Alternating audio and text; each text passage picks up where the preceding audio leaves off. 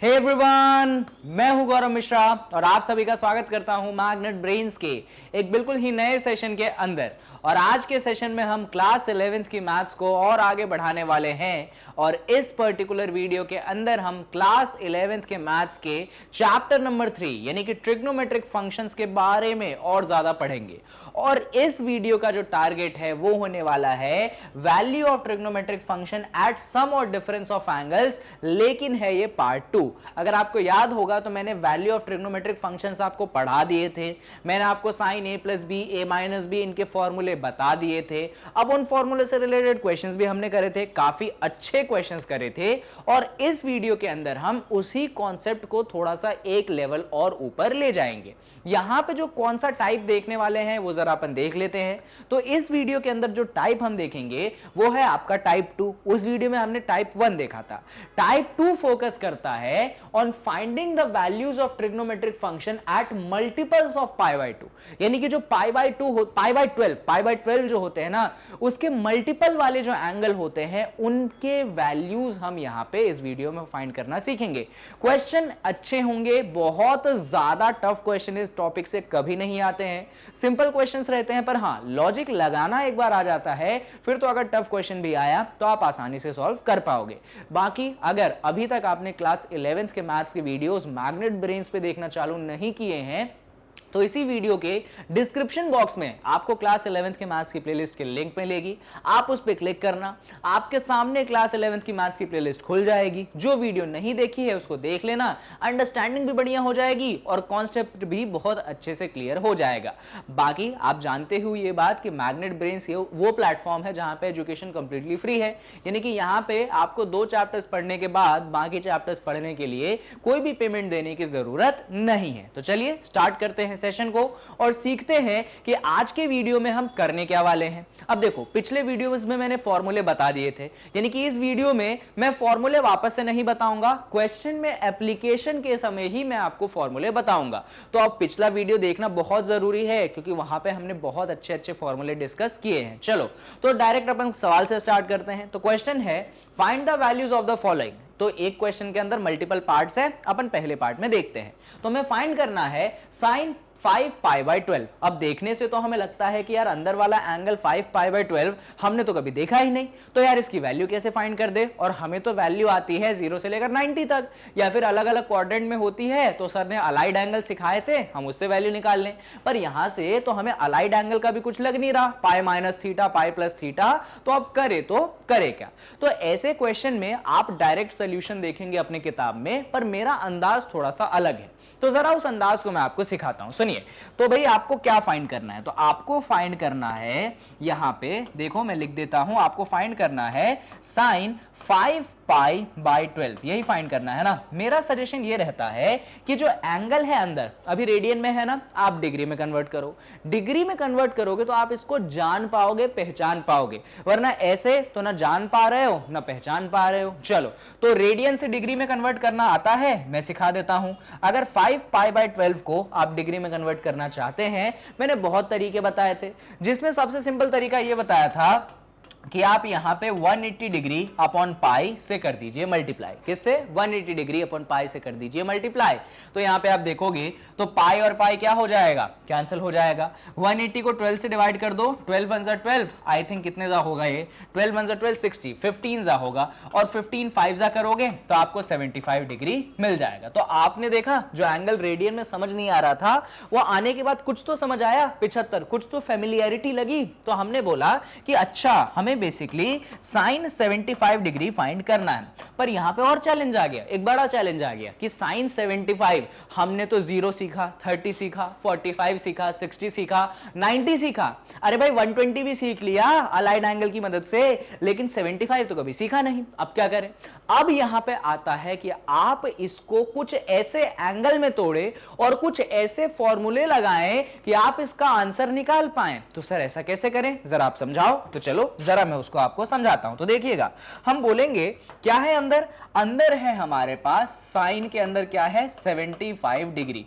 तो मेरा सजेशन होगा कि ये जो 75 है ना, आप इसको थोड़े से जाने पहचान में तोड़ दीजिए। तो 75 को मैं तोड़ सकता हूं 45 डिग्री प्लस 30 डिग्री। कैसे तोड़ सकता हूं? 45 डिग्री प्लस 30 डिग्री। गलत लिखा है क्या? नहीं सर, बिल्कुल सही लिखा आपने।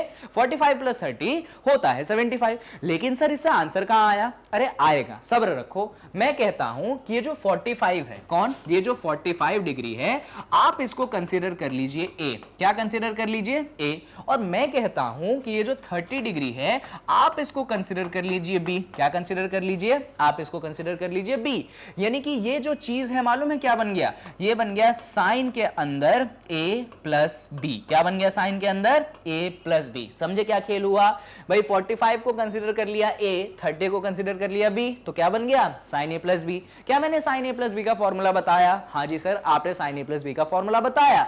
क्या बताया साइन a प्लस बी का फॉर्मूला? साइन समझदार है, अंदर प्लस है तो बीच में भी क्या देगा? प्लस देगा। साइन भाईचारे पे विश्वास करता है, sign A cos B, cos A sine B, सीखी सिखाई चीजें हैं। तो यहां पे हम लिख देंगे कि ये हो जाएगा साइन ए, ये हो जाएगा कॉस बी। बताया था ना, एक बार साइन ए के साथ रहना पसंद करेगा तो बी जो है कॉस के साथ चला जाएगा। जब साइन ए के साथ रह लेगा तो अब कॉस का मन होगा कि मैं ए के साथ रहूं, और जब कॉस ए के साथ रहेगा तो मजबूरन साइन को कहां जाना पड़ेगा? साइन को जो है बी के साथ जाना पड़ेगा। ये ऐसा फॉर्मूला बन गया। ठीक है सर, आपने तो एकदम सही बात बोल दी।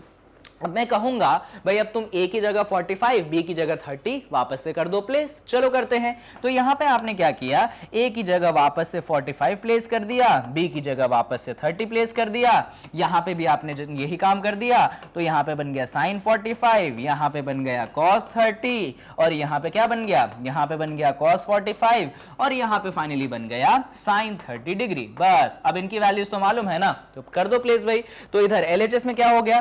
45 प्लस 30 बन गया आपके पास 75 डिग्री। साइन 45 डिग्री कितना होता है? तो साइन 45 डिग्री जो होता है 1/√2 होता है। भाई cos 30 डिग्री क्या होता है? तो सर cos 30 डिग्री होता है √3/2। फिर प्लस आएगा। cos 45 कितना होता है? तो सर वो भी 1/√2 होता है। और साइन 30 कितना होता है? तो सर 1/2 होता है। No doubt, no doubt. चलो इसको थोड़ा सा सॉल्व करते हैं। तो यहां पे अगर आप सॉल्व करेंगे तो 2√2 बनेगा। तो ऊपर क्या बनेगा? ऊपर बनेगा √3/2√2। क्या बनेगा? √3/2√2। यहां पे क्या बनेगा? यहां पे बनेगा 1/2√2। अब कैसे ऐड करोगे? चलो इधर आ जाते हैं। तो ऐड कैसे करोगे भाई? तो देखो डिनोमिनेटर तो सेम हो गया, कॉमन हो गया। तो डिनोमिनेटर आपने लिख दिया 2√2, न्यूमरेटर में क्या करोगे? √3+1। तो न्यूमरेटर में आपने √3+1 कर दिया, और इस तरीके से आपका फाइनल आंसर आ चुका है √3+1/2√2। है ना? दिख रहा है? नहीं दिख रहा क्या?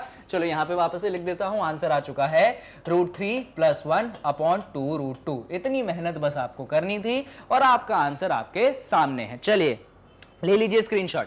आपने देखा होगा कुछ लोग इसको डिग्री में कन्वर्ट नहीं करते, कुछ लोग इसको डिग्री में कन्वर्ट ना करके वो लोग रेडियन में बातें कर लेते हैं। किस में बातें कर लेते हैं? रेडियन में बातें कर लेते हैं। ऐसा नहीं है कि मुझे आता नहीं है, पर आपको सिंप्लीफाई करने के लिए मैंने ऐसा किया। पर मैं आपको दूसरा भी करके दिखाता हूं जिससे आपको दिक्कतें ना हो। आ जाइए, इतना नोट डाउन करने के बाद इतना नोट डाउन करिए और आगे सीखिए। चलिए थोड़ा सा आगे बढ़ते हैं, मैं आपको दूसरा तरीका भी सिखाता हूं।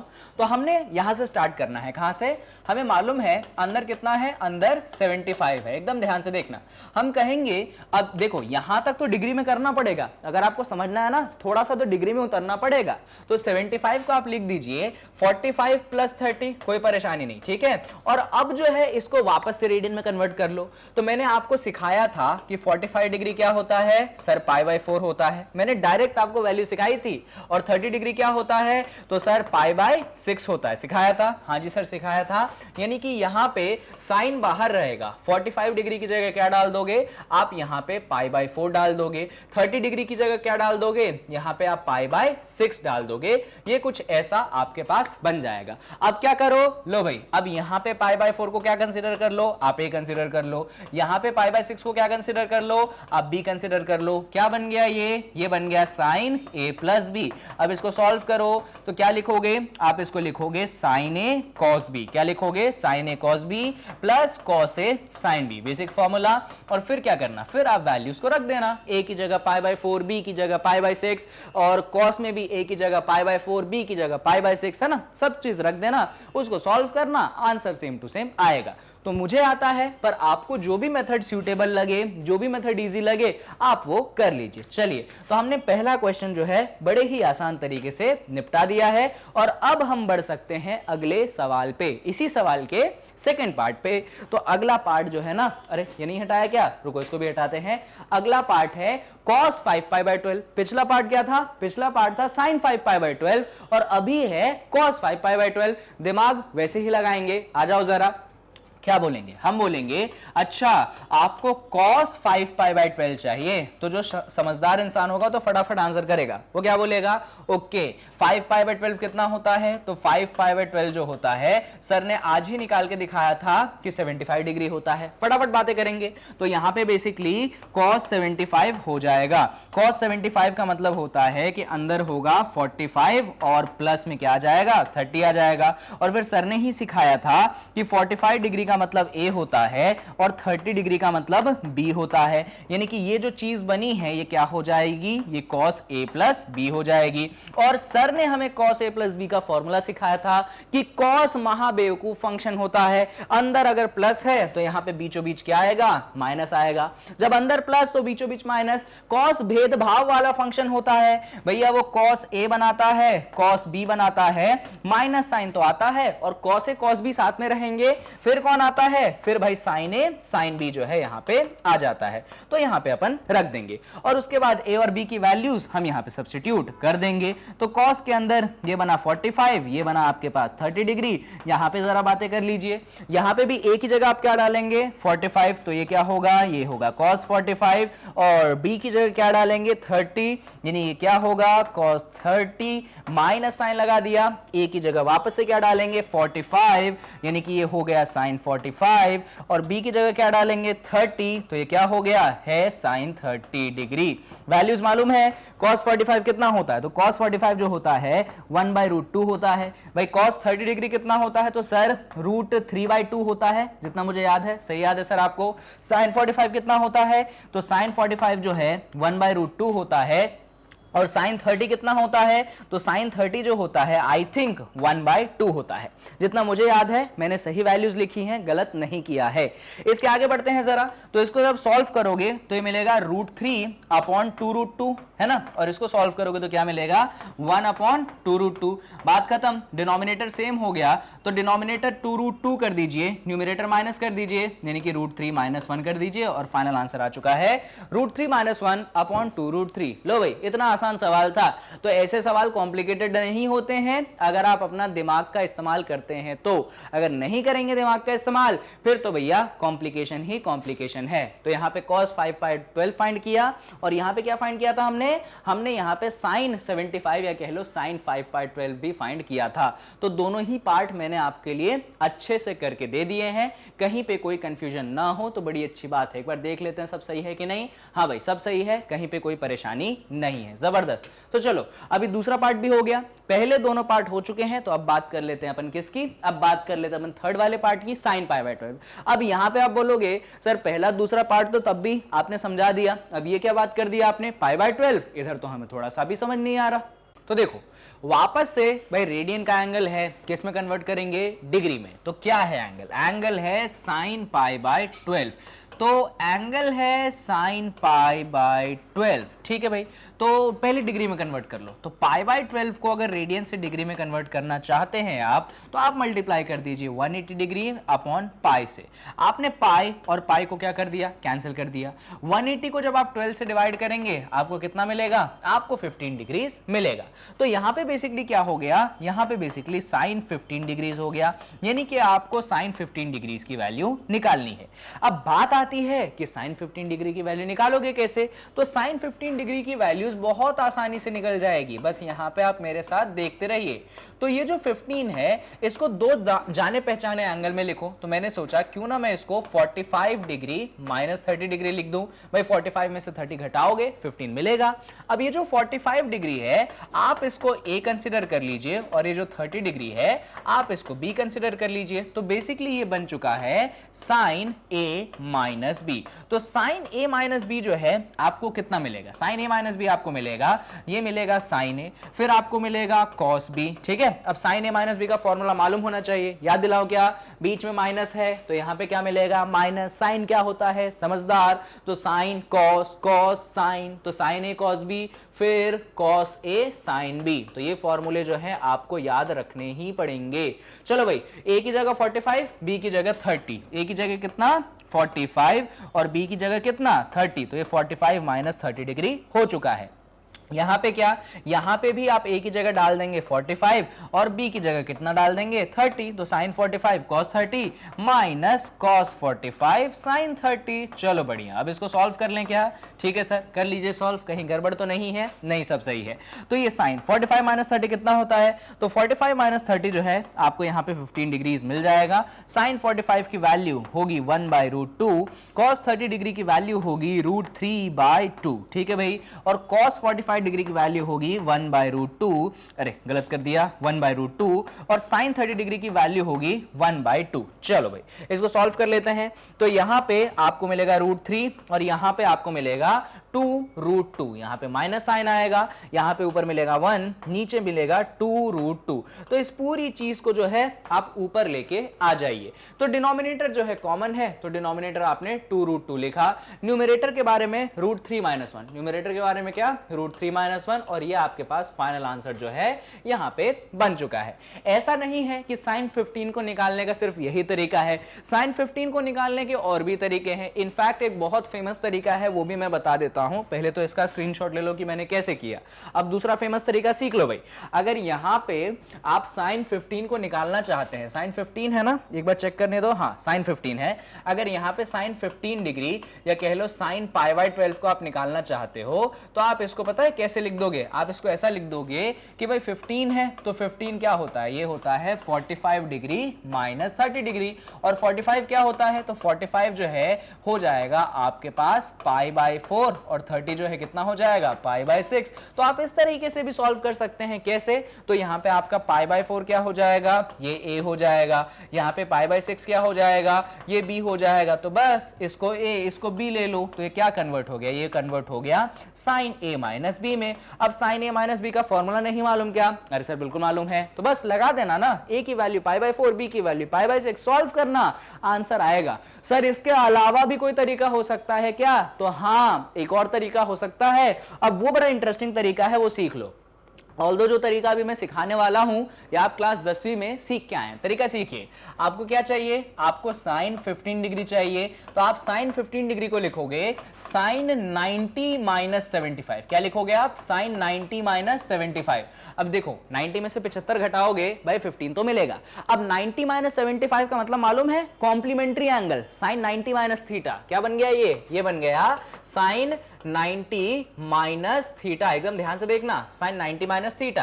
भाई साइन 90 माइनस थीटा क्या होता है, कॉस थीटा होता है।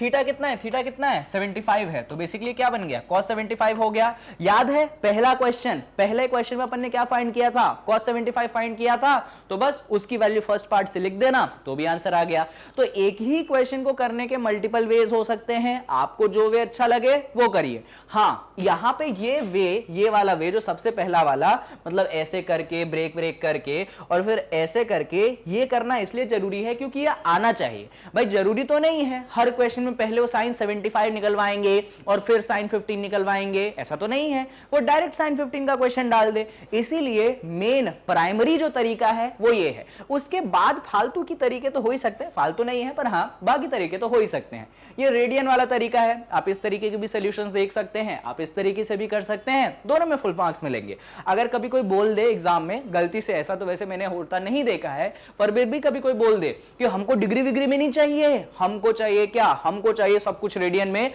हमको डिग्री दिखना ही नहीं चाहिए, होगा भाई कभी जिद्दी एग्जामिनर, मतलब जो पेपर बना रहा है, होगा ऐसा उसने कर दिया, तो तुम चुपके से काम करना, थोड़ी सी चीटिंग करना, किसी और से नहीं खुद से। कैसे?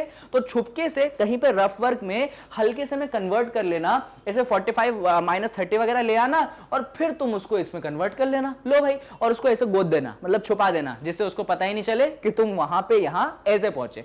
तो इस तरीके से जो है चीट ट्रिक्स आप लगा सकते हैं। चलिए बढ़िया, तो आई होप आपको चीजें समझ में आई होंगी जो भी मैंने यहां पे बात करने की कोशिश आपसे की है। तो यहां पे हमने sin π/12 को क्या किया, फाइंड कर दिया। अब इसके बाद हम बढ़ते हैं अगले वाले सवाल पे, जहां पे हमें फाइंड करना है cos π/12।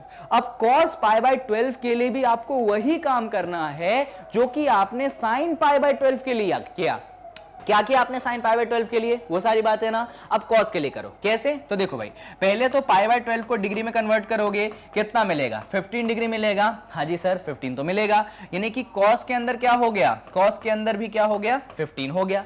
cos के अंदर 15 का मतलब ये है कि आप बेसिकली उसको क्या लिख सकते हैं, आप उसको लिख सकते हैं cos 45 - 30। नहीं लिख सकते हैं क्या? सर लिख सकते हैं। 45 - 30 का मतलब ये है कि 45 को आप कंसिडर करिए a, 30 को आप कंसिडर करिए b। तो बेसिकली क्या हो गया, ये हो गया cos a - b। अब cos a - b का फॉर्मूला नहीं मालूम क्या आपको? मालूम है क्या होता है cos a - b का फॉर्मूला? cos बेवकूफ है, जब माइनस जा रहा तो क्या देगा, वो प्लस देगा, बस भाई। और cos भेदभाव करता है, वो cos a cos b करता है, फिर प्लस है, और फिर क्या देता है वो, sin a sin b। क्या देता है वो, sin a sin b। तो उसने क्या दिया, cos a - b ने दिया cos a cos b plus sin a sin b। बस अब cos a, अब a की वैल्यू 45, b की वैल्यू 30 पुट कर दो। तो यहां पे a की वैल्यू आपने 45, b की वैल्यू आपने 30 पुट कर दी। तो ये हो चुका है cos 45, ये हो चुका है cos 30, यहां पे बन चुका है आपके पास sin 45, और यहां पे बन चुका है आपके पास sin 30। चलिए भाई अब इसको सॉल्व कर लेते हैं, ऊपर यहीं पे करते हैं, चलो आ जाओ। cos 45 होगा 1/√2, cos 30 होगा √3/2, यहां पे sin 45 होगा 1/√2 और sin 30 होगा आपके पास 1/2। सही किया, कहीं गड़बड़ तो नहीं, सही है। चलो ऊपर आ जाते हैं, मल्टीप्लाई वगैरह कर लेते हैं। तो जब आप इसको मल्टीप्लाई करेंगे तो न्यूमरेटर में मिलेगा √3/2√2 और यहां पे आपको मिलेगा 1/2√2। बस अब डिनोमिनेटर्स कॉमन है तो उनको सेम लिख लो, उनको आप 2√2 लिख लो, न्यूमरेटर को आप क्या कर दो, ऐड कर दो, यानी कि आंसर मिलेगा √3 + 1, और इस तरीके से आपका फाइनल आंसर जो है ये आ चुका है। ठीक है, अरे 1 नहीं लिखा मैंने, √3 + 1/2√2। क्या सर यही तरीका है इस सवाल को करने का? तो बिल्कुल भी नहीं, और भी तरीके हैं। क्या तरीके हैं जरा वो भी बताइए सर। तो और तरीके ये हैं, क्या पूछा गया था आपको, आपको पूछा गया था cos π/12, तो आप पहले उसको 15 डिग्रीज लिखिए, फिर आप उसको लिखिए cos 45 - 30, और आप सभी लोग जानते हैं कि 45 को हम लिख सकते हैं π/4, 30 को हम लिख सकते हैं π/6। तो यहां पे π/4 को आप कंसिडर कर लीजिए a और π/6 को आप कंसिडर कर लीजिए b। तो आपका जो ये बन चुका है, ये क्या बन चुका है, ये बन चुका है cos a - cos b। और वापस से आप आइडेंटिटी लगाइए, ये बनेगा cos a cos b plus sin a sin b। इसके बाद हम क्या करेंगे, तो इसके बाद हम a और b की वैल्यूज यहां पे पुट कर देंगे। a की वैल्यू क्या पुट करोगे आप, तो a की वैल्यू आप पुट करोगे π/4, b की वैल्यू क्या पुट करोगे π/6, वापस से a की वैल्यू क्या पुट करोगे π/4 और b की वैल्यू क्या पुट करोगे π/6। बस हो गई बात। लो गड़बड़ कर दिया मैंने, गड़बड़ तो नहीं किया, सब सही है, सब सही है। बस इसमें वैल्यूज पुट करिए, आप इसको सॉल्व करिए, आंसर आपके सामने आ गया। बस दिमाग में ये बात ध्यान रखना कि π/4 का मतलब 45 है, π/6 का मतलब जो है आपके पास 30 है। चलिए भाई हो गया क्वेश्चन खत्म। कहीं पे हमने कुछ गड़बड़ तो नहीं की है? नहीं भाई, हमने कहीं पे कुछ भी गड़बड़ नहीं की है। चलिए तो ये टाइप 2 के जो टाइप के ऑफ क्वेश्चन है, आई होप मैं आपको समझा पाया हूं। और अब इन्हीं क्वेश्चन में थोड़ी सी बातें अपन tan में कर लेते हैं। तो यहां पे अब tan का फॉर्मूला आना चाहिए, तो tan का फॉर्मूला रटवाया था, फिर भी अपन देख लेंगे। जैसे कि क्वेश्चन आ गया tan π/12। अब देखो अब फटाफट करेंगे, π/12 तो अपन सीख गए ना, तो हम क्या बोलेंगे, हम बोलेंगे भाई आपको tan π/12 चाहिए ना, तो tan π/12 का मतलब कितना है, tan π/12 का मतलब है tan 15 डिग्री, रेडियन से डिग्री में कन्वर्ट कर लेना। 15 डिग्री का मतलब क्या है, tan 15 डिग्री का मतलब है अंदर होगा tan और 15 का मतलब है 45 माइनस 30 डिग्री। क्या होगा 15 का मतलब 45 माइनस 30 डिग्री, नो डाउट। और यहां पे जो 45 डिग्री है आप इसको A कंसिडर करिए और यहां पे जो 30 डिग्री है आप उसको B कंसिडर करिए। तो बेसिकली ये बन चुका है tan A माइनस बी, और tan A माइनस बी का फॉर्मूला क्या होता है, मैं याद दिलाऊं, tan A माइनस बी का फॉर्मूला होता है tan A, फिर बनता है माइनस tan B, और फिर डिनोमिनेटर में आता है 1 plus tan A tan B। पुरानी वीडियो देख लीजिए, आपको याद करने का एक हिंट मिलेगा, ठीक है। चलो A की जगह 45, B की जगह 30 अपन प्लेस कर देते हैं, तो ये बनेगा tan 45 माइनस 30 डिग्री, जबकि यहां पे बनेगा tan 45 माइनस tan 30 डिग्री, और डिनोमिनेटर में बनेगा अपने पास 1 plus tan 45 मल्टीप्लाइडेड bye tan 30 degree. चलो भाई वैल्यूज पुट कर दें। चलो अगले पेज में आ जाते हैं, यहाँ पे आ जाते हैं, तो इसको पहले मिटा देते हैं। देखते हैं जरा LHS में क्या बचेगा, 45 माइनस 30 कितना 15 है ना, तो LHS में तो बच गया tan 15 डिग्रीज। RHS का क्या हाल चाल है भाई, तो tan 45 कितना होता है सर 1 होता है, फिर माइनस साइन, यहाँ पे क्या है tan 30 क्या होता है 1 बाय रूट 3 होता है। कोई परेशानी नहीं जी सर, यहाँ पे नीचे 1 है, फिर क्या है प्लस है, tan 45 into tan 30, tan 45 1, tan 30 1 by root 3, जबरदस्त। अच्छा 15 डिग्री की जगह क्या लिख दोगे, तो यहाँ पे रख देना आप tan पाई बाय 12, है ना, कोई परेशानी तो नहीं, बस यहाँ से 15 की जगह कॉपी कर देना।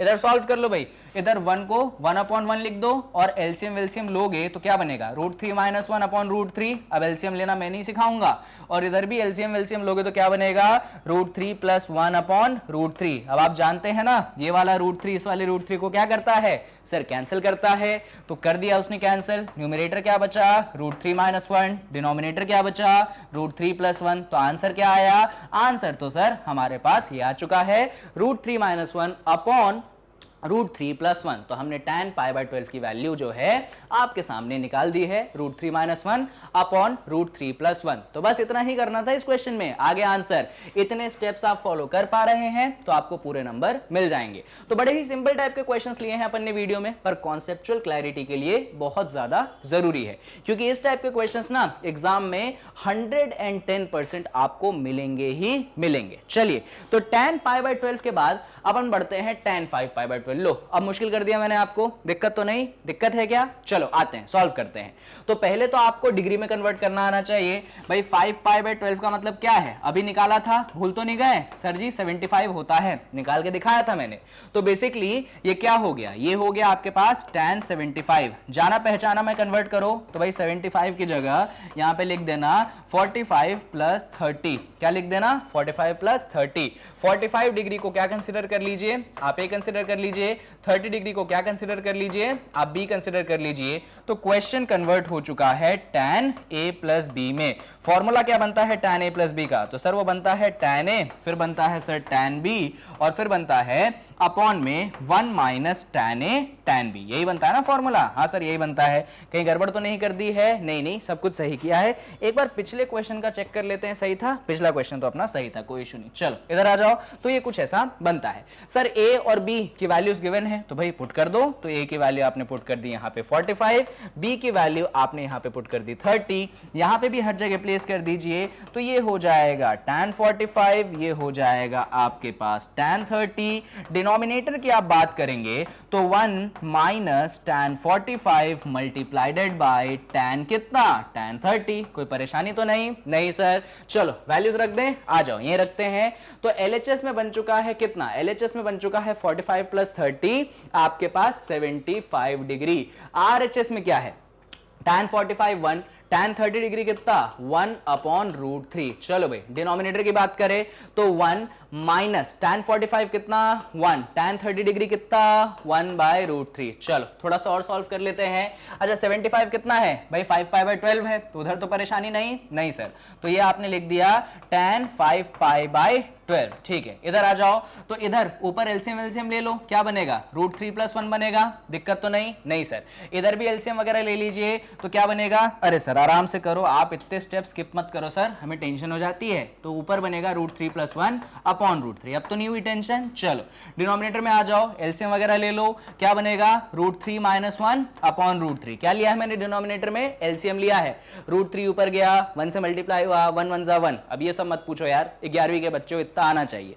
रूट थ्री और रूट थ्री को क्या कर दो, कैंसिल कर दो, कर दिया कैंसिल आपने। तो जैसे ही कैंसिल कर दिया, आंसर कितना बचा, tan 5π/12 जो बचा ना बच्चों, वो बचा आपके पास न्यूमरेटर में रूट थ्री प्लस वन और डिनोमिनेटर में क्या बचा, रूट थ्री माइनस वन। और इस तरीके से हमने इस क्वेश्चन का भी सोल्यूशन निकाल दिया है। तो बहुत ही सिंपल टाइप के सवाल थे, अगर आप बेसिक चीजें याद रखते हैं ना तो आपके लिए तो सवाल बहुत ही आसान होंगे। चलिए एक और सवाल को देख लेते हैं। अगला सवाल कहता है tan 7π/12, यानी कि हमने अभी tan के अंदर क्या डाल दिया, 7π/12 डाल दिया।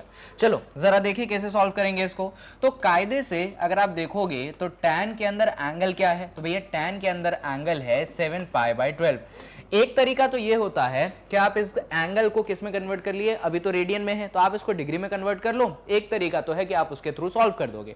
अगर आपको डिग्री में कन्वर्ट नहीं करना है और उसके बिना सॉल्व करना है तो उसके लिए हमारे पास एक और तरीका है, और उसके लिए दिमाग देखिएगा, बहुत सिंपल मेथड है। यहां पे जो आपके पास 7π है, क्या मैं 7π में थोड़ा सा कुछ कर सकता हूं, क्या कर सकता हूं, क्या कर सकता हूं, तो 7π की जगह मैं लिखूंगा 12π माइनस 5π। क्या लिख दूंगा मैं 7π की जगह, 12π माइनस 5π। सही तो लिखा ना, बिल्कुल। 12 में से 5 घटाऊंगा 7 मिलेगा, पाई और पाई कॉमन हो जाएगा, तो सही लिखा। अब मैं क्या करूंगा, फर्स्ट को भी 12 से डिवाइड कर दूंगा, सेकंड को भी 12 से डिवाइड कर दूंगा। जब मैं फर्स्ट और सेकंड दोनों को 12 से डिवाइड कर दूंगा तो ये होगा 12π/12। देखो दोनों हिस्सों को किससे डिवाइड कर दो, 12 से डिवाइड कर दो, तो 12π को भी 12 से डिवाइड कर दो और माइनस का साइन लगा दो, और 5π को भी किससे डिवाइड कर दो, आप 12 से डिवाइड कर दो। कर दिया हमने डिवाइड। अब डिवाइड करने के बाद क्या करना है वो भी जरा समझिए। तो 12 को अगर 12 से डिवाइड करोगे क्या बचेगा, पाई बचेगा, यानी कि tan तो बाहर रहेगा और अंदर क्या बचा, अंदर बच चुका है हमारे पास पाई। फिर माइनस का साइन आया और अंदर क्या बचा, अंदर बचा 5π/12। ये कुछ ऐसा हो चुका है। अब इसके बाद तो आप समझ चुके होंगे कि अलाइड एंगल का कॉन्सेप्ट सर्कल लगाएंगे। अब अलाइड एंगल में लगाते कैसे वो भी देख लो। तो यहां पे जो अपने पास 5π/12 है, इसको हम कंसीडर कर लेते हैं थीटा। क्या कंसीडर कर लेते हैं, थीटा। तो 5π/12 को कंसीडर कर लिया थीटा, ये हो चुका है tan π माइनस थीटा। अब tan π माइनस थीटा को कैसे सॉल्व करोगे, तो tan π माइनस थीटा को सॉल्व करना मैंने आपको सिखाया था, वापस से देख लो भाई। पाई माइनस थीटा का मतलब क्या है, तो पाई जो होता है ये वाला पोजीशन होता है पाई। पाई में से थीटा घटाया है, मतलब आप पाई तक पहुंचे और फिर क्या हुए, फिर वापस आ गए। जब आप पाई तक पहुंचे, थोड़ा सा वापस आ गए, तो कौन से क्वाड्रेंट में पहुंचे, तो आप पहुंचे हैं सेकंड क्वाड्रेंट में। tan π माइनस थीटा का मतलब है कि आप कौन से क्वाड्रेंट में हैं, आप जो है सेकंड क्वाड्रेंट में है। अब आपको यह सोचने की जरूरत है कि आपका मोशन हॉरिजॉन्टल एक्सिस से हुआ या आपका मोशन वर्टिकल एक्सिस से हुआ। हॉरिजॉन्टल एक्सिस या वर्टिकल एक्सिस का मतलब यह है कि जब पाई में से थीटा घटाया, यानी कि पाई पे पहुंचे और उसमें से थीटा कम किया, पाई तक पहुंचे उसमें से थीटा कम किया, यानी कि तुम हॉरिजॉन्टल एक्सिस से क्या हुए, पीछे आए। जब भी हॉरिजॉन्टल एक्सिस से मोशन होता है, ट्रिग्नोमेट्री फंक्शन चेंज नहीं करता, यानी कि शुरू में वो tan था तो अभी भी वो tan ही रहेगा, शुरू में tan था तो अभी भी tan ही रहेगा। लेकिन बात आती है कि क्वाड्रेंट कौन सा है, सेकंड क्वाड्रेंट है। भाई सेकंड क्वाड्रेंट में tan कैसा होता है, तो ऑल स्टूडेंट्स टेक कॉफी, तो स्टूडेंट्स का s आता है सेकंड क्वाड्रेंट में, तो साइन और साइन का उल्टा कोसेक होगा पॉजिटिव, बाकी सब क्या होंगे नेगेटिव, यानी कि सेकंड क्वाड्रेंट में tan तो होगा नेगेटिव, इसलिए हम यहां पे क्या लगाएंगे, एक माइनस का साइन लगाएंगे। और ये डिस्कशन अपन पहले ही कर चुके हैं कि पाई माइनस थीटा का मतलब है कि हॉरिजॉन्टल एक्सिस से पीछे आना, और हॉरिजॉन्टल एक्सिस से जब पीछे आते हैं तो ट्रिग्नोमेट्री सेम रहता है, यानी कि tan की जगह हम tan डालेंगे और थीटा की जगह हम डाल देंगे थीटा, तो आंसर बन चुका है माइनस tan थीटा। ऑल्दो ये डिस्कशन था बहुत इजी अगर आपको चीजें याद होंगी, और नहीं चीजें याद हैं तो मैंने इसीलिए आपको ये पूरा लॉजिकल बेस्ड अप्रोच सिखाया था स्टार्टिंग के चैप्टर में अलाइड एंगल्स में, कि आप कैसे गेस कर सकते हैं। एक बार अगर आपने ये गेस कर लिया, इसके बाद क्या करना है, सुनो भाई। तो थीटा की वैल्यू गिवन है 5π/12, तो यहां पे थीटा की जगह डाल दो कितना, 5π/12। बस अब आपको इसको करना है सॉल्व। तो ये माइनस बाहर है, अंदर है tan 5π/12। क्या हमने इससे पहले tan 5π/12 की वैल्यू निकाली थी? तो आपको याद होगा कि पिछले क्वेश्चन में, पिछला क्वेश्चन कौन सा था मैं आपको दिखाता हूं।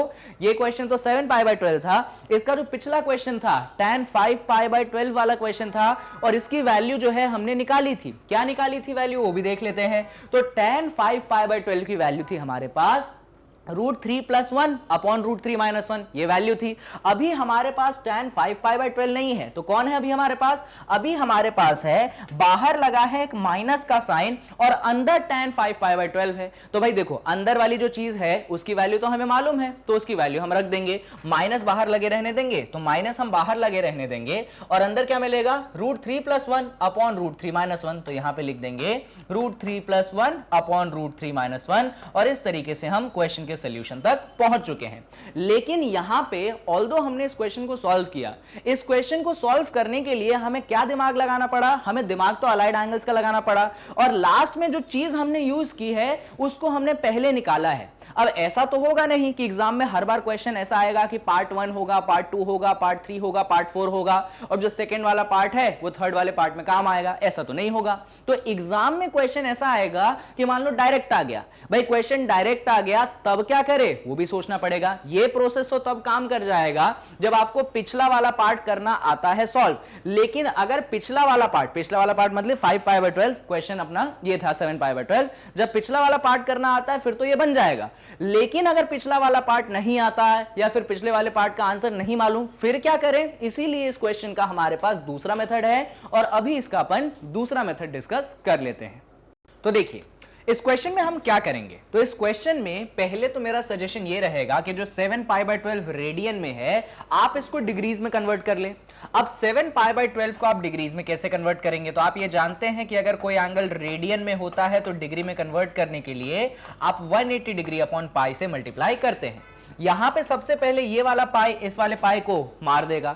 जब इस पाई ने उस पाई को मार दिया, यहां पे देखो 12 1 12 और 15 12 आपको 180 मिलेगा।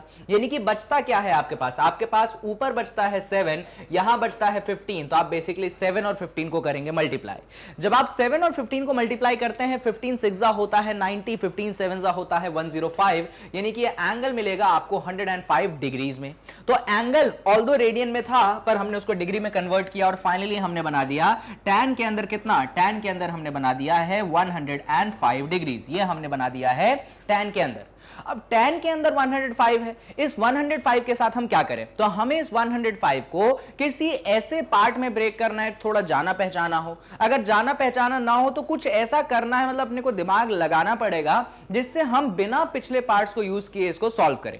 तो एक तरीका जितना मुझे समझ में आता है वो कुछ ऐसा है कि आप 105 को ऐसा करिए, लिख दीजिए 90 डिग्री प्लस 15 डिग्री। ऑब्वियस सी बात है जब 90 और 15 को ऐड करोगे आपको 105 मिलेगा। और फिर मेरा सजेशन ये होगा कि यहां जो 15 डिग्रीज है आप इसको थीटा मान लीजिए। तो आपने थीटा मान लिया, तो जैसे ही 15 डिग्रीज को आपने थीटा माना, ये हो चुका है tan के अंदर 90 प्लस थीटा और 90 डिग्री प्लस थीटा आप समझ चुके होंगे अलाइड एंगल लगेगा। आप में से अगर लोगों को याद है तो बहुत अच्छी बात है और नहीं याद है तो कॉन्सेप्ट तो आप जानते हैं भाई। 90 प्लस थीटा का मतलब ये है, ये एंगल होता है 90 डिग्री प्लस थीटा। 90 में आप थीटा जोड़ रहे हैं, जब आप 90 में थीटा जोड़ेंगे तो आप पहुंच जाएंगे अपने सेकंड क्वाड्रेंट में। और आप मोशन कौन से एक्सिस से करते हैं? तो मोशन 90 प्लस थीटा। किससे कर रहे हो मोशन? 90 प्लस थीटा, यानी कि मोशन करते हैं आप वर्टिकल एक्सिस से। भैया जब मोशन आप वर्टिकल एक्सिस से करते हो तो टैन किसमें चेंज होगा? तो टैन चेंज होगा कॉट में। ये इंफॉर्मेशन हमको है, पर बात आती है कि साइन पॉजिटिव लोगे कि नेगेटिव लोगे। तो उसके लिए आप ये देखो कि आपका ट्रिग्नोमेट्री रेशियो कौन सा है? टैन है। भाई टैन सेकंड क्वाड्रेंट में अभी डिस्कशन किया था होता है नेगेटिव, तो यहां पे हम नेगेटिव तो लगा देंगे। और इतना अभी मैंने डिस्कस किया है कि क्योंकि वर्टिकल से आगे बढ़े 90 प्लस थीटा किया, वर्टिकल एक्सिस से मोशन किया है, तो टैन किस में चेंज होगा? कॉट में चेंज होगा। तो यहां पे आप टैन की जगह लिख देंगे कॉट और एंगल की जगह लिख देंगे थीटा। तो ये हो चुका है माइनस कॉट थीटा। कोई बात नहीं सर, बात तो हमको समझ में आ गई। अब सर दिक्कत ये है कि माइनस कॉट थीटा को आप कैसे जस्टिफाई करोगे? क्योंकि सर थीटा तो 15 डिग्री है। तो यहां पे आके हम क्या करेंगे? माइनस को बाहर रहने देंगे पर थीटा की जगह हम यहां पे डाल देंगे 15 डिग्री। अब इसको कैसे सॉल्व करें? दो तरीके हैं। एक तो पहले भी निकाल चुका हूं tan 15 डिग्री, वहां से कर लो। अगर नहीं करना है तो दूसरा तरीका क्या है वो सीखो। यहां पे आप थोड़े से पल के लिए बात कॉट 15 की अलग से कर लें। आ जाइए, हम थोड़े से पल के लिए कॉट 15 की बात अलग से कर लेते हैं। कैसे बात करोगे बात सर, ये बताओ, देखना जरा ध्यान से। क्या है हमारे पास, हमें कॉट 15 निकालना है। अब कॉट 15 तो नहीं निकालना आता मुझे, पर हां मुझे tan 15 निकालना आता है। और कॉट 15 में कैसे फाइंड कर सकता हूं, अगर मैं tan 15 का रेसिप्रोकल कर दूंगा तो मुझे जो है मेरा कॉट 15 मिल जाएगा। अब भैया tan 15 कैसे निकालोगे, तो tan 15 वैसे तो निकाल भी चुका हूं और नहीं आता है तो भाई फिर से निकाल लो। दो जाने पहचाने एंगल तो मेरे हिसाब से 45 डिग्री माइनस 30 डिग्री काम कर जाएंगे। अगर 45 में से 30 घटाएंगे तो आपको 15 डिग्री मिलेगा। अब यहां पे ये सजेशन रहता है, सजेशन क्या करना ही यही पड़ेगा कि 45 को आप ए कंसिडर कर लें और 30 डिग्री को आप बी कंसिडर कर लें। जैसे ही 45 को ए 30 को आप बी कंसिडर करेंगे तो ये बन जाएगा आपके पास tan के अंदर a माइनस बी। अब tan a माइनस बी का फॉर्मूला आप सभी लोग जानते हैं, मैंने आपको याद भी करवाने की कोशिश की है कि tan a माइनस बी क्या होता है, तो वो होता है tan of a minus tan of b और फिर आता है नीचे 1 plus tan of a मल्टीप्लाइडेड bye tan of b। इन बातों को जरा आप ध्यान रख लीजिएगा। अब a कितना है 45, b कितना है 30, तो चलिए प्लेस कर देते हैं हम यहां पे। तो हमने दोनों जगह प्लेस कर देना। इधर तो देखो ऑलरेडी वो कितना हो चुका है, इधर तो हम जानते हैं कि हम वैल्यू तो tan 15 की निकाल ही रहे हैं। भाई इधर tan 15 रहने दो, नो डाउट। इधर क्या, तो इधर a की जगह आपने 45 डाला तो ये हो चुका है tan के अंदर 45, इधर b की जगह आपने 30 डाला तो ये हो चुका है माइनस tan ऑफ 30 डिग्री। आप नीचे आ गए और नीचे आपने 1 की जगह 1 रखा और वापस से आपने a की जगह कितना डाल दिया, आपने 45 डाल दिया, b की जगह कितना डाल दिया, आपने 30 डाल दिया। ये कुछ ऐसा हो गया। तो tan 15 डिग्री आपके पास कुछ ये बनता है। अब इसको सॉल्व कैसे करोगे, तो भाई tan 45 और tan 30 की वैल्यू तो पूरी दुनिया जानती है, आप भी प्लेस कर दो। चलो प्लेस करते हैं। अभी तक हमने ये सीखा है कि हमारा tan 15 क्या है, हमारा tan 15 है tan 45, फिर कौन है, फिर है माइनस, फिर कौन है, फिर है tan 30 और नीचे क्या है, नीचे है 1 plus tan 45 मल्टीप्लाइडेड bye tan 30। Values जानते हो ना, नहीं जानते हो तो चलो मेरे साथ याद कर लो। भाई tan 45 कितना होता है, 1 होता है। tan 30 कितना होता है, 1 बाय रूट 3 होता है। चलो नीचे आ जाओ, 1 तो 1 रहेगा, tan 45 1, tan 30 degree 1 by root 3। Solve करते हैं इसको, एलसीएम ले लीजिए, ऊपर भी नीचे भी, या फिर चलो एक स्टेप बाद ले लेंगे। 1 माइनस 1 बाय रूट 3 और यहां पे क्या बनेगा, 1 प्लस 1 बाय रूट 3। अब आपने एलसीएम ऊपर और नीचे दोनों जगह लिया। जब आपने ऊपर एलसीएम लिया तो ये बना रूट 3 माइनस 1 अपॉन रूट 3। आपने नीचे एलसीएम लिया तो ये बन गया रूट 3 प्लस 1 अपॉन रूट 3। आप सभी लोग जानते हैं कि ये रूट 3 और ये रूट 3 क्या हो जाएंगे, कैंसिल हो जाएंगे।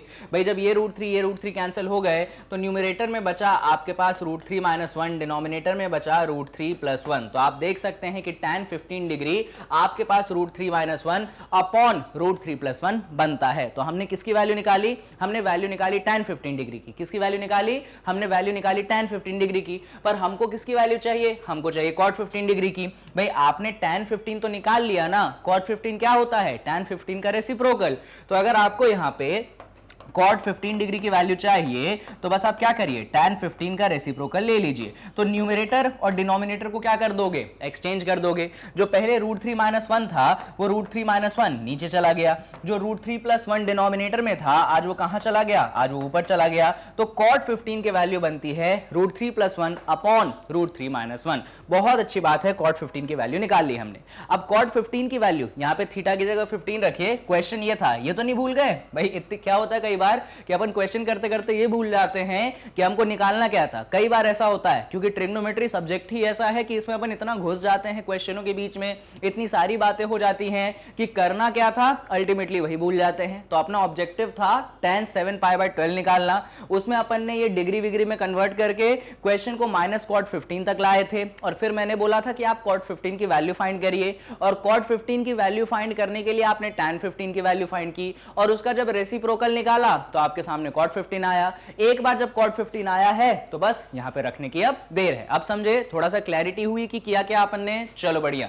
तो माइनस को भाई बाहर रहने दो, माइनस को क्या रहने दो, बाहर रहने दो। मुझे cot 15 की वैल्यू बताओ। ये रही cot 15 की वैल्यू, ये रही cot 15 की value root 3 plus 1 upon root 3 minus 1। तो तो cot 15 की जगह हम क्या रख देंगे, √3 + 1 अपॉन में क्या रख देंगे, √3 - 1 रख देंगे, और इस तरीके से हमारा cot 15 जो है आ चुका है। तो ये सारे स्टेप्स आपको लगाने पड़ेंगे इस क्वेश्चन को करने के लिए। अगर पुराने पार्ट्स नहीं दिए हैं तो, लेकिन इस क्वेश्चन में तो अपनी किस्मत अच्छी थी कि पहला पार्ट और दूसरा पार्ट दिया था, तो पहले दूसरे पार्ट को अपन ने जो सॉल्व किया था ना, वहां से डायरेक्ट आंसर छाप के अपन ने पहले, मतलब पहला मेथड में था ना कि अपन ने थोड़ा सा सॉल्व किया और फिर कुछ ऐसी चीज जनरेट हुई जो कि अपने पहले या दूसरे पार्ट से मिलती थी, तो अपन ने वहां से छाप लिया, आंसर दे दिया। पर मैंने आपकी प्रिपरेशन कैसी करवाई, मैंने आपकी प्रिपरेशन ऐसी करवाई कि भाई आपको तो मैंने उस समय के लिए प्रिपेयर करवा दिया कि मान लो उसने फर्स्ट और सेकेंड दोनों पार्ट नहीं दिए, तो अगर उसने फर्स्ट और सेकेंड दोनों पार्ट नहीं दिए फिर भी हम इतने काबिल है कि डायरेक्ट थर्ड पार्ट से क्वेश्चन सॉल्व कर सके, और कैसे, तो आपके सामने है। स्क्रीनशॉट लेना है क्या, चलो लेवा देते हैं भाई स्क्रीनशॉट। शुरुआत यहां से करो, इन सारी चीजों को नोट डाउन करो, कर लिया, जबरदस्त, हटा दें, हटा दीजिए सर। उसके बाद जरा आप यहां पे आइए, कहां पे आइए, यहां पे आइए और देखिए कि कैसे मैंने cot 15 को निकाला है tan 15 से, और कैसे tan 15 में मैंने ये सारी बातें आपके लिए करी है। तो अगर आपने ये सारी बातें कर ली है, लिख लिया है, हटाते हैं, और फिर फाइनली आपके यहां पे देख लीजिए कि कैसे सर ने cot 15 की वैल्यू निकाली। और जैसे ही एक बार cot 15 की वैल्यू मैंने निकाली है तो उसके बाद कुछ नहीं किया, बस उसको प्लेस किया और माइनस साइन बाहर में था उसको अपनी जगह पे रखा। माइनस को अंदर मल्टीप्लाई वगैरह करने की जरूरत नहीं है, बाहर बैठा रहेगा तो भी अपना काम बन जाएगा। चलो जबरदस्त। तो इस क्वेश्चन के बाद अपन इसी क्वेश्चन में चौथे पार्ट पे जरा बात कर लेते हैं। तो यहां पे क्वेश्चन है tan 13π/12। अब वापस से इस क्वेश्चन को भी मैं दोनों मेथड से करता हूं। एक ये मान के कि first second third part given होगा, तो डायरेक्टली मैं फर्स्ट सेकंड या थर्ड में से किसी एक वैल्यू को यूज करके आंसर दूंगा, और दूसरा मैं ये मान के सॉल्व करूंगा कि भाई मान लो उसने डायरेक्ट एग्जाम में ये क्वेश्चन पूछ लिया, फिर हम क्या करेंगे। तो दोनों चीजें मान के मैं आपके सामने सोल्यूशन करता हूं। चलिए आ जाइए। तो क्वेश्चन क्या है, क्वेश्चन है आपके पास tan 13π/12। तो पहला सजेशन ये है कि सारी चीजें आप रेडियन में रहने दीजिए और उसे में सॉल्व करिए। तो कैसे करेंगे, तो देखो भाई, तो 13π जो है, इस 13π को आप लिख सकते हो 12π + π। क्या लिख सकते हो 13π को, 12π + π। ऑब्वियस सी बात है, 12π में पाई जोड़ोगे 13π मिलेगा, उसको किससे डिवाइड कर दो, उसको आप 12 से डिवाइड कर दो। तो आपने उसको 12 से डिवाइड किया, जैसे ही 12 से डिवाइड किया तो आप जानते हैं पहला पार्ट भी 12 से डिवाइड होगा और दूसरा पार्ट भी 12 से डिवाइड होगा। तो चलिए करते हैं। तो ये हो जाएगा tan के अंदर क्या बन जाएगा भाई, आपने 12π को भी 12 से डिवाइड कर दिया और आपने यहां पे पाई को भी किससे डिवाइड कर दिया, आपने 12 से डिवाइड कर दिया। अब इसको थोड़ा सा सॉल्व करते हैं।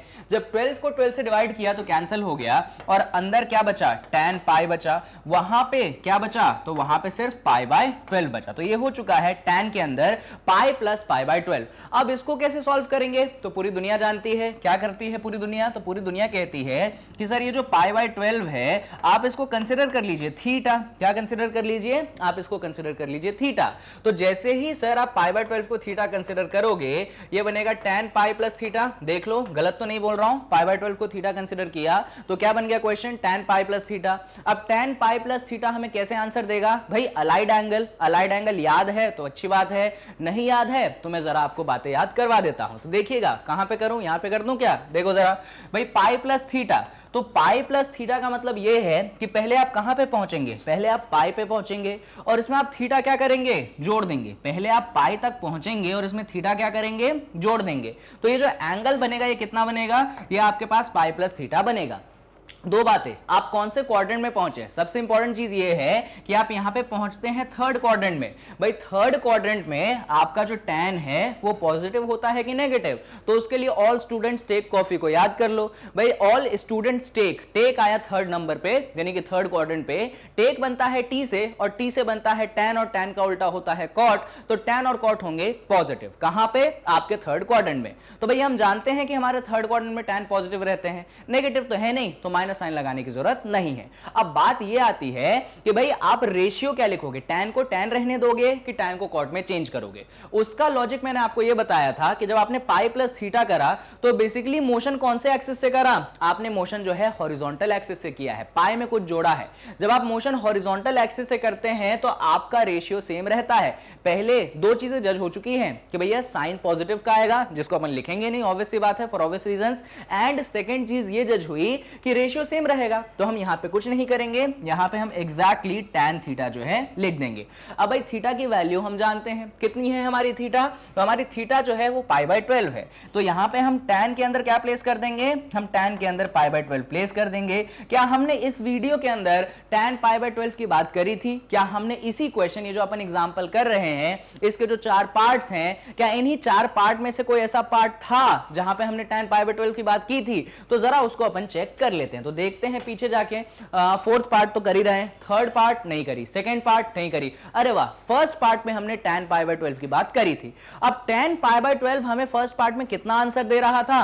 या तो आप वीडियो को पीछे रिवाइंड करके मतलब थोड़ा पीछे जाके देख लो, और अगर मन नहीं है तो टेंशन मत लो, मैंने यहां पे आपके लिए मेहनत कर दी थी और उसको अलग से आपके लिए लिख दिया था। ये देखिए tan π/12 मैंने तब निकाला था फर्स्ट पार्ट में √3 - 1 अपॉन √3 + 1, ये मैंने tan π/12 की वैल्यू निकाली थी। तो बस अब क्या करेंगे, तो ये जो वैल्यू निकाली है, ये तो फर्स्ट पार्ट है, अपन आ जाते हैं कहां पे, फोर्थ पार्ट पे। तो फोर्थ पार्ट में कहां गए, हाँ ये रहे। तो अपने पास फोर्थ पार्ट में जो tan π/12 है, इसकी जगह डायरेक्ट अपन यहां से वैल्यू चुरा लेंगे, √3 - 1 अपॉन √3 + 1, क्या √3 - 1 अपॉन √3 + 1, तो आंसर बन जाएगा √3 - 1 अपॉन √3 + 1। ये बन गया आपने इस सवाल का आंसर। पर सर आपने यहां पे सवाल को करते वक्त क्या किया, आपने पिछली वैल्यू चुराई। अगर उन्होंने नहीं दिया ये होता पार्ट, फिर क्या करते? फिर भी ज्यादा परेशानापन नहीं होते, अपन तब भी दिमाग लगाते। देखो इस पार्ट में इतना काम तो तब भी करते, आप फिर भी tan π/12 तक पहुंचते, नो डाउट, फिर भी आप कहां तक पहुंचते, tan π/12 तक तो आप पहुंचते। इसके बाद थोड़ा आप अलग दिमाग लगा सकते थे, कैसे? तो सीख लो। ये तो दूसरा मेथड बता रहा हूं। दूसरे मेथड में मैं ये मान के चल रहा हूं कि भाई आपको tan π/12 की डायरेक्ट वैल्यू नहीं मालूम है ना, जैसे अभी तो अपन ने फर्स्ट पार्ट से चुरा ली वैल्यू, अगर नहीं दी फिर क्या करें? फिर क्या करेंगे सर? फाइंड करेंगे। तो tan π/12 फाइंड कैसे करते हैं वो भी जरा देख ही लो, ऑल्दो आपको आता है, तो हम उस चीज को लेते हुए चल रहे हैं। तो हमें क्या करना है, हमें भाई फाइंड करना है tan π/12।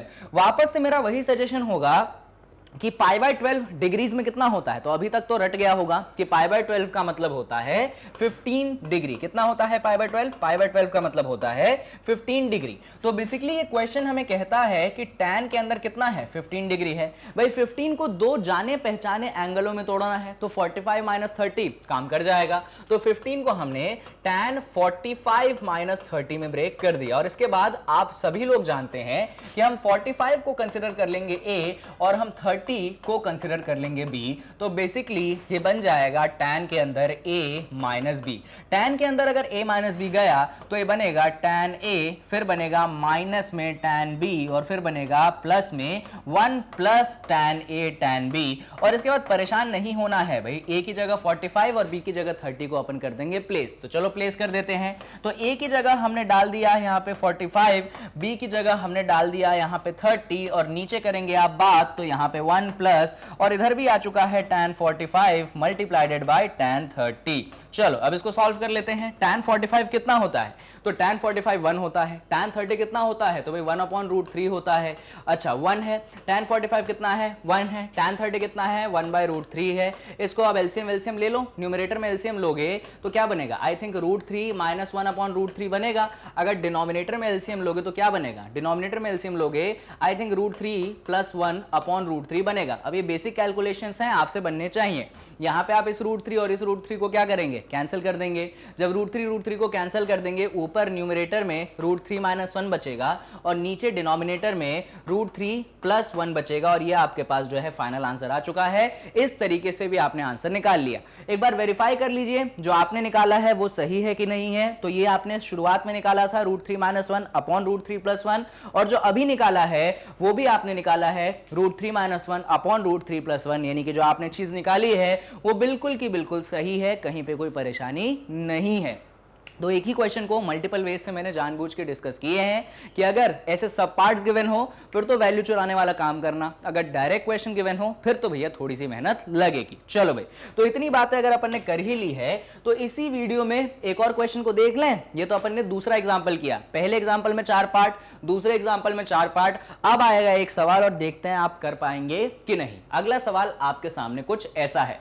अब यहां पे सवाल देख के ना आपको लगेगा कि क्या हलवा सवाल है। भाई भाई tan 5π/12 की वैल्यू हम जानते हैं, हम cot 5π/12 की वैल्यू निकाल लेंगे, बस एक बार वैल्यू निकाली, डाली, ऐड किया, आंसर आ जाएगा। पर मैं ये मानते हुए चल रहा हूं और मैं ये मान के इस सवाल को सॉल्व करूंगा कि क्वेश्चन एग्जाम में तो डायरेक्ट ही आएगा। ऐसा तो है नहीं ना कि पहले वो 5π/12 की वैल्यू आपको निकाल के दिखाएंगे, ऐसा तो नहीं करेंगे।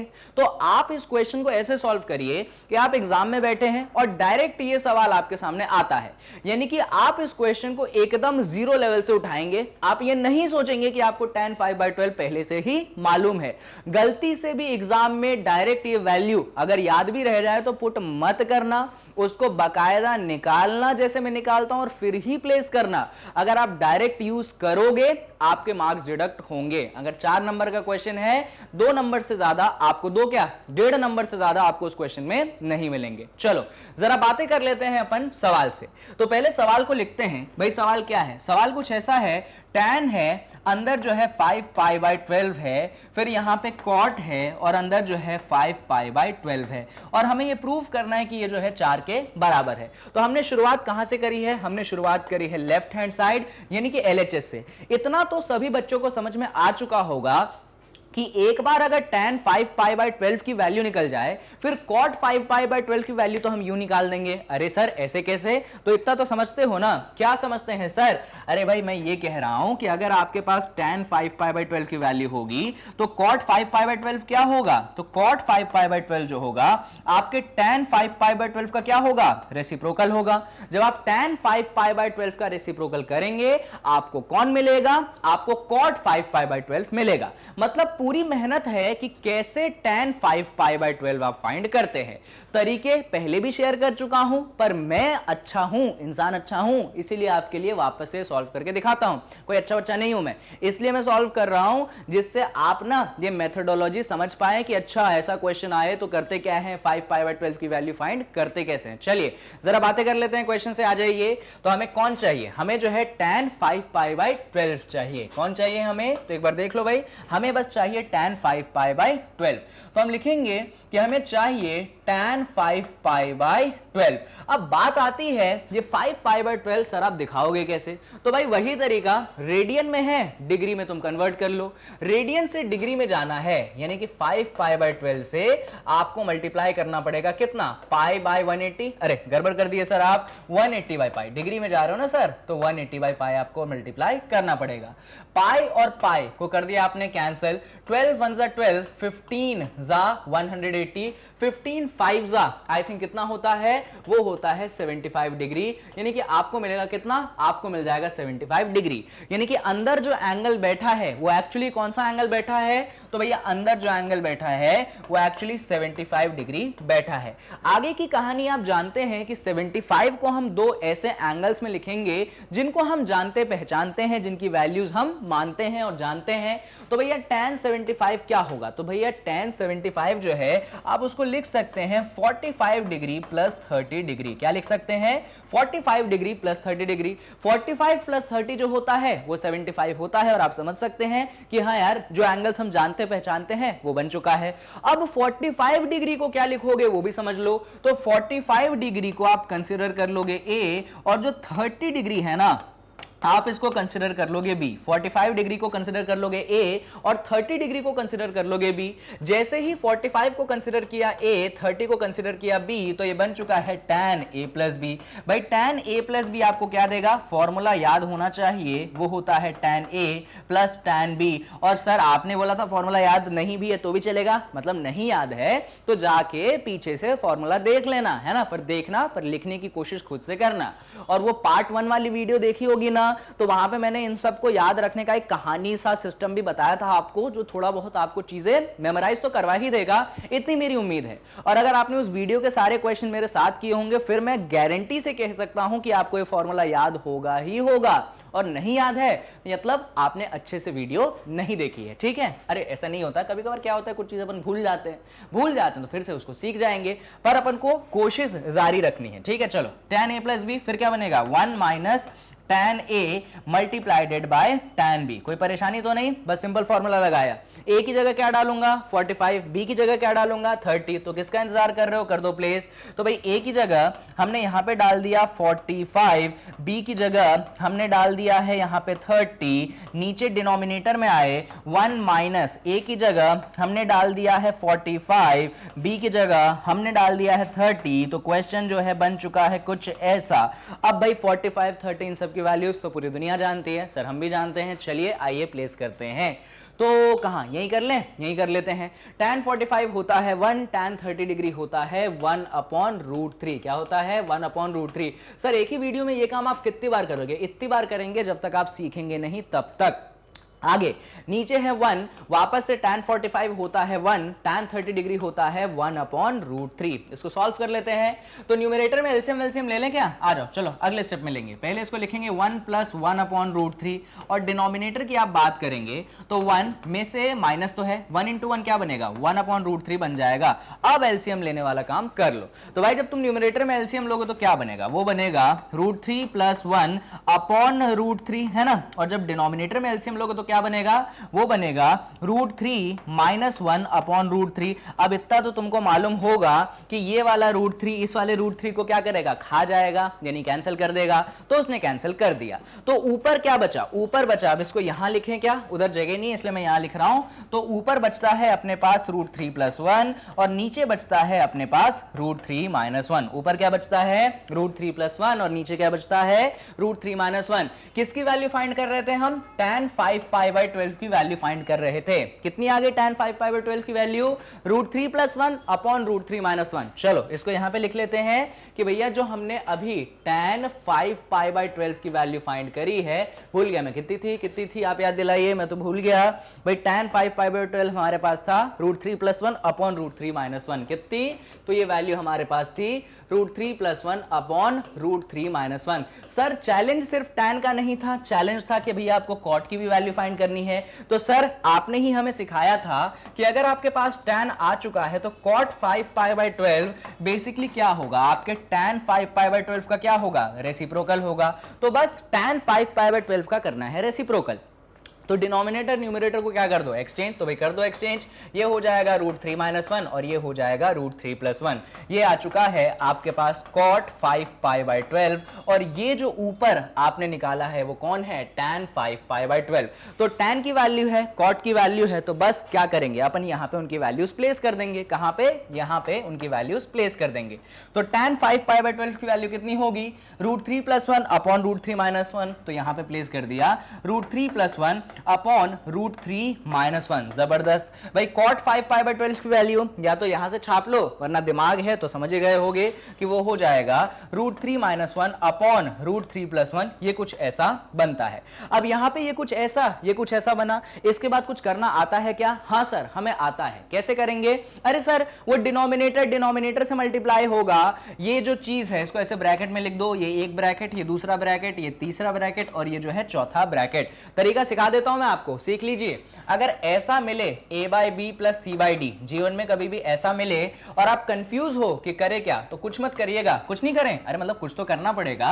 डिनोमिनेटर को मल्टीप्लाई कर दो, यानी कि b और d को क्या कर दो, मल्टीप्लाई कर दो, ठीक है। फिर यहां पे ऐसे क्रॉस में जाना है। a को किससे मल्टीप्लाई करेंगे अपन, d के साथ मल्टीप्लाई करेंगे और फिर b को किससे मल्टीप्लाई करेंगे अपन, c से मल्टीप्लाई करेंगे और बीच में किसका साइन लगाएंगे, जो साइन था, तो बीच में प्लस था तो यहां पे किसका साइन, प्लस का साइन। वही चीज अपन यहां पे भी करेंगे। तो भाई पहले क्या करो, डिनोमिनेटर को मल्टीप्लाई कर दो। तो डिनोमिनेटर को हमने मल्टीप्लाई कर दिया, यानी कि बेसिकली हमने यहां पे √3 - 1 को मल्टीप्लाई कर दिया है √3 + 1 से। जबरदस्त। अब क्या करेंगे, क्रॉस में जाएंगे तो √3 + 1 है और क्या है, √3 + 1 है। तो √3 + 1 √3 + 1 क्या बनेगा, यहां पे वो √3 + 1 का होल स्क्वायर बन जाएगा। सही बात है। बीच में साइन किसका है, प्लस का। √3 - 1 √3 - 1 तो यहां पे क्या होगा, तो यहां पे √3 - 1 का होल स्क्वायर बन जाएगा। तरीका समझे ना भाई, √3 + 1 ऐसे क्रॉस में आना है तो √3 + 1 का होल स्क्वायर, √3 - 1 √3 - 1 तो किसका होल स्क्वायर, √3 - 1 का होल स्क्वायर। अब बस इसको सॉल्व करने में अपने को दिमाग लगाना है। तो चलो आ जाए अपन इसको अगले पन्ने पे सॉल्व कर लेते हैं। यहां पे तो ये सब हो गया, अगले पन्ने पे तो क्या चीजें बनी हैं उसको अपन जरा लिखते हैं। क्या क्या है अपने पास, √3 + 1 का होल स्क्वायर, क्या है √3 + 1 का होल स्क्वायर, फिर क्या है, फिर है √3 - 1 का होल स्क्वायर, नीचे क्या है, नीचे क्या है, नीचे है √3 - 1 मल्टीप्लाइडेड बाय क्या, मल्टीप्लाइडेड बाय √3 + 1। इस पूरे क्वेश्चन को सॉल्व करने का हिंट जो है बहुत सिंपल है, चलो मैं उसको सिखाता हूं। यहां पे जहां जहां √3 दिख रहा है आप उसको a कंसीडर कर लो, क्या कंसीडर कर लो, उसको a कंसीडर कर लो। जहां जहां 1 दिख रहा है उसको आप b कंसीडर कर लो। √3 को a कंसीडर कर लो, 1 को क्या कंसीडर कर लो, b कंसीडर कर लो। यानी कि ये जो चीज आपके सामने बनती है ये बन गई a + b का होल स्क्वायर। √3 को क्या कंसीडर करना है, a कंसीडर करना है, 1 को क्या कंसीडर करना है, b कंसीडर करना है। तो ये बन चुका है a + b का होल स्क्वायर और ये बन चुका है आपके पास a - b का होल स्क्वायर। तो बेसिक चीजें करी मैंने, कोई नया अनोखा काम नहीं करा। जबकि डिनोमिनेटर को देखोगे तो बनेगा a - b मल्टीप्लाइडेड bye a + b। अब अपन इसको थोड़ा सा सॉल्व करेंगे। तो न्यूमरेटर को सॉल्व करते हैं। a + b का होल स्क्वायर तो पूरी दुनिया जानती है, वो होता है a² b² + 2ab, है ना, सही बोल रहा हूं ना, बिल्कुल। a - b का होल स्क्वायर भी पूरी दुनिया जानती है, वो होता है a² + b² - 2ab। कोई परेशानी तो नहीं, नहीं सर कोई परेशानी नहीं भैया, नॉर्मल होल स्क्वायर खोला है, घबराओ मत। अच्छा नीचे के बारे में क्या ख्याल, a - b × a + b, ये भी एक आइडेंटिटी होती है, a - b × a + b, हाँ जी सर होती है ना। कौन सी आइडेंटिटी होती है भाई, a² - b², कौन सी identity, a² - b², basic identity है। अब देखो जादू देखोगे तो ये +2ab जो है आपके -2ab से क्या होगा, कैंसिल होगा, हाँ जी सर होगा कैंसिल। तो हमने क्या कर दिया, हमने उसको कैंसिल कर दिया। देखो जब ये कैंसिल हो चुके हैं तो अपने पास न्यूमरेटर में क्या क्या चीजें बची, a² है और a² है। देखो भाई क्या है, a² है और a² है, तो न्यूमरेटर में क्या बचेगा, न्यूमरेटर में अपने पास बचेगा 2a²। न्यूमरेटर में क्या बचेगा, 2a²। देखिए फिर कौन है, फिर b² है, फिर कौन है, b² है। जब b² दो बारी है तो क्या लिख देंगे उसको, अपन उसको लिख देंगे 2b²। और नीचे के हालचाल क्या है, नीचे अपने पास है a² - b²। तो बस a की वैल्यू √3, b की वैल्यू 1 कर देते हैं यहां पे अपन प्लेस। तो a की जगह हमने डाल दिया √3 और उसका होल स्क्वायर करेंगे, b की जगह हमने डाल दिया है 1, उसका होल स्क्वायर करेंगे। नीचे आ जाओ, a की जगह क्या डालेंगे, √3 डालेंगे, उसका क्या करेंगे, होल स्क्वायर करेंगे। b की जगह क्या डालेंगे, 1 डालेंगे तो उसका क्या करेंगे, होल स्क्वायर करेंगे। जो लिया था वो डाला है। अब √3 का होल स्क्वायर पूरी दुनिया जानती है, तुम भी जानते हो ना, √3 का होल स्क्वायर कितना होता है सर, 3 होता है, और 1 का होल स्क्वायर तो 1 होता है। यानी कि न्यूमरेटर में 2 मल्टीप्लाइडेड बाय √3 का होल स्क्वायर बनेगा 3, यहां पे 2 मल्टीप्लाइडेड बाय 1 का होल स्क्वायर बनेगा 1। डिनोमिनेटर में आ जाओ, √3 का होल स्क्वायर बनेगा 3, यहां पे माइनस, और 1 का होल स्क्वायर बनेगा कितना, 1। इसके आगे आते हैं, जब इसको आप थोड़ा सा सॉल्व करोगे तो 2 3 कितना बनेगा, चलो इसको लिख ही लेते हैं। क्या क्या बना था वैसे तो मैं भूल गया, कुछ था 2 × 3 और कुछ था 2 × 1, और नीचे मेरे हिसाब से 3 - 1 था। नीचे कितना था, 3 - 1, ठीक है सही लिखा है। 2 3 6, 2 1 2, और नीचे 3 - 1 2, 6 + 2 8 डिवाइडेड बाय 2, आंसर कितना बन गया, आंसर बन गया आपके पास 4। आंसर कितना बन गया, 4। क्या हमें यही शो करना था कि फाइनल आंसर 4 है, जी सर हमें यही शो करना था कि फाइनल आंसर 4 है। तो क्या सारी चीजें लिखने का स्टेप दे दूं, मतलब स्क्रीनशॉट लेने का टाइम दे दूं, हाँ सर दे दो। तो भैया सारी चीजें लिखना, सबसे पहले शुरू यहां से करना, कुछ भी एक भी लाइन मत छोड़ना। अगर इसको लिख लिया है तो इसको रिमूव करता हूं, फिर आप खुदक के यहां आ जाना, और खुदक के यहां से कहां से शुरू करोगे, यहां से, हाँ नहीं ये था कि ये था, मैं खुद ही भूल जाता हूं कहां पे थे अपन।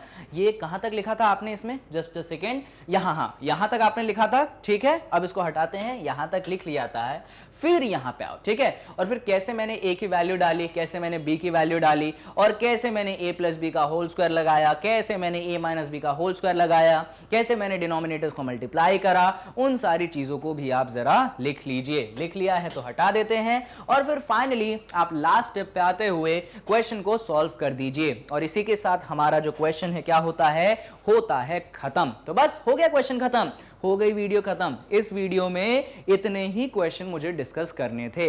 ये कौन सी वीडियो थी, तो सम ऑफ डिफरेंस ऑफ एंगल जो थी उसका ये पार्ट 2 था। पार्ट 1 में कुछ फॉर्मूले सिखाए थे, फिर प्रैक्टिस करवाई पार्ट 1 में, फिर पार्ट 2 लेके आया